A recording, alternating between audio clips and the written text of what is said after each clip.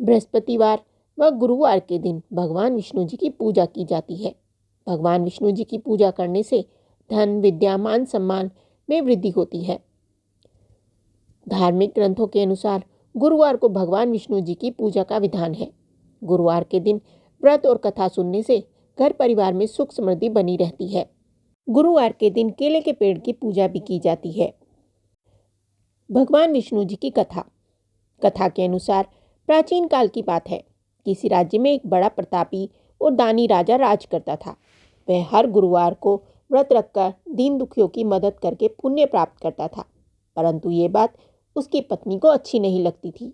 वह ना तो व्रत करती थी और ना ही दान पुण्य में विश्वास रखती थी। इतना ही नहीं, वह राजा को भी ऐसा करने से मना करती थी।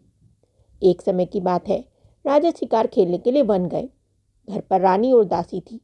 उसी समय गुरु बृहस्पति देव साधु का रूप धारण कर राजा के दरवाजे पर भिक्षा मांगने आए।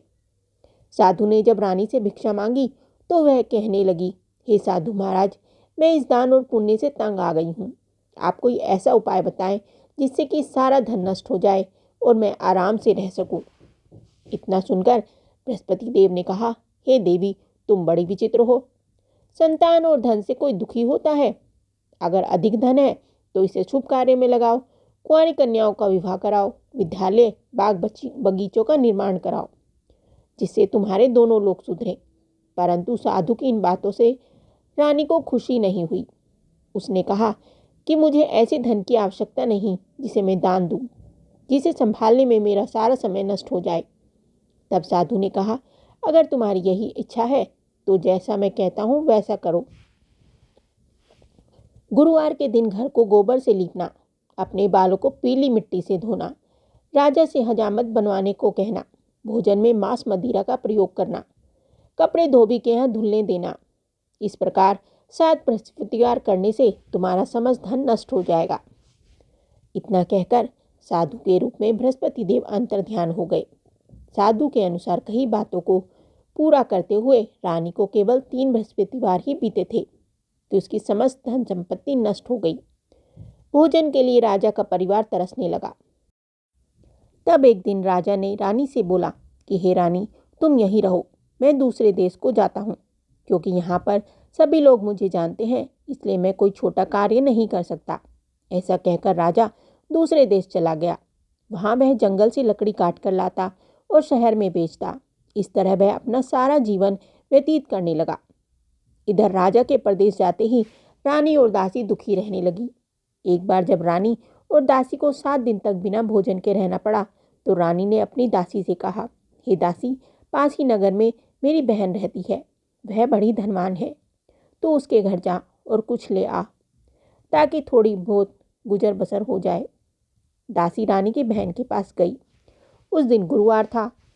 रानी की बहन उस दिन बृहस्पतिवार व्रत की कथा सुन रही थी। दासी ने रानी की बहन को अपनी रानी का संदेश दिया, लेकिन रानी की बड़ी बहन ने कोई उत्तर नहीं दिया। जब दासी को रानी की बहन ने कोई उत्तर नहीं दिया तो वह बहुत दुखी हुई और उसे क्रोध भी आया। दासी ने वापस आकर रानी को सारी बात बता दी। ये सुनकर रानी ने अपने भाग्य को कोसा। उधर रानी की बहन ने सोचा कि मेरी बहन की दासी आई थी, परंतु मैं उससे नहीं बोली, इससे वह बहुत दुखी हुई होगी।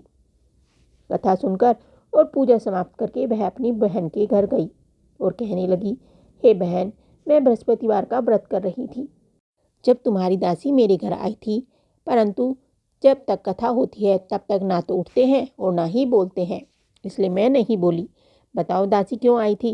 रानी बोली, बहन, तुमसे क्या छिपाऊं, हमारे घर में खाने तक को अनाज नहीं है।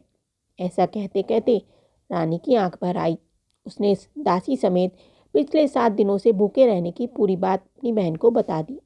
रानी की बहन बोली, देखो बहन, भगवान बृहस्पति देव सबकी मनोकामना को पूर्ण करते हैं। देखो, शायद तुम्हारे घर में अनाज रखा हो। पहले तो रानी को विश्वास नहीं हुआ, पर बहन के आग्रह करने पर उसने अपनी दासी को अंदर भेजा तो उसे सचमुच अनाज से भरा एक घड़ा मिल गया। ये देखकर दासी को बड़ी हैरानी हुई। दासी रानी से कहने लगी, हे रानी, जब हमको भोजन नहीं मिलता तो हम व्रत ही तो करते हैं, इसलिए क्यों ना इनसे व्रत और कथा की पूरी विधि पूछ ली जाए ताकि हम भी व्रत कर सके। तब रानी ने अपनी बहन से बृहस्पतिवार के व्रत के बारे में पूछा। उसकी बहन ने बताया, बृहस्पतिवार के व्रत में चने की दाल, मुनक्का और केले की जड़ में जल अर्पित करें तथा दीपक जलाएं, कथा सुने और पीला भोजन करें। इससे बृहस्पति देव और भगवान विष्णु प्रसन्न होते हैं। व्रत और पूजा की विधि बताकर रानी की बहन अपने घर को लौट गई। 7 दिन के बाद जब गुरुवार आया तो रानी और दासी ने व्रत रखा। वह गुड़साल में जाकर चना और गुड़ ले आई, फिर उससे केले की जड़ तथा विष्णु भगवान की पूजा की। अब पीला भोजन की चिंता को लेकर दोनों बहुत दुखी हुई, क्योंकि उन्होंने व्रत रखा था, इसलिए बृहस्पति देव उनसे प्रसन्न थे। वह एक साधारण व्यक्ति का रूप धारण कर 2 थालों में पीला भोजन दासी को दे गए। भोजन पाकर दासी खुश हुई और फिर रानी के साथ मिलकर भोजन ग्रहण किया। उसके बाद वह सभी गुरुवार को व्रत और पूजा करने लगी। बृहस्पति देव की कृपा से उनके पास फिर से धन संपत्ति आ गई। परंतु तब दासी बोली, देखो रानी, तुम पहले भी इस प्रकार आलस्य करती थी। तुम्हें धन रखने में कष्ट होता था, इस कारण सभी धन नष्ट हो गया। और अब जब बृहस्पति देव की कृपा से धन मिला है तो तुम्हें फिर से आलस्य होने लगा है। रानी को समझाते हुए दासी कहने लगी कि बड़ी मुसीबतों के बाद हमने ये धन पाया है, इसलिए हमें दान पुण्य करना चाहिए, भूखों को भोजन कराना चाहिए और धन को शुभ कार्यों में खर्च करना चाहिए। इससे तुम्हारे कुल का यश बढ़ेगा, स्वर्ग की प्राप्ति होगी और पितृ प्रसन्न होंगे। दासी की बात मान रानी अपना धन शुभ कार्यों में लगाने लगी। इससे पूरे नगर में उसका यश बढ़ने लगा। बृहस्पतिवार कथा के बाद श्रद्धा के साथ आरती की जानी चाहिए। इसके बाद प्रसाद बांटकर उसे खाना चाहिए। विष्णु भगवान के व्रत की पूजा विधि। बृहस्पतिवार को सुबह सुबह उठकर स्नान करें। नहाने के बाद ही पीले रंग के वस्त्र पहन लें और पूजा के दौरान इन्हीं वस्त्रों को पहनकर पूजा करें। भगवान सूर्य व माँ तुलसी और शालिग्राम भगवान को जल चढ़ाएं। मंदिर में भगवान विष्णु की विधिवत पूजन करें और पूजन के बाद पीली वस्तुओं का प्रयोग करें।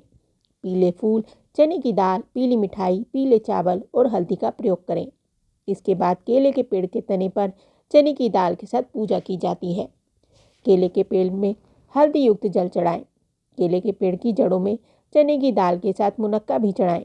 इसके बाद घी का दीपक जलाकर उस पेड़ की आरती करें और केले के पेड़ के पास ही बैठकर व्रत कथा का भी पाठ करें। बोलो विष्णु भगवान की जय। ये कथा आपको कैसी लगी हमें कमेंट करके जरूर बताएं। साथ ही वीडियो को लाइक करें, चैनल को सब्सक्राइब करें। धन्यवाद।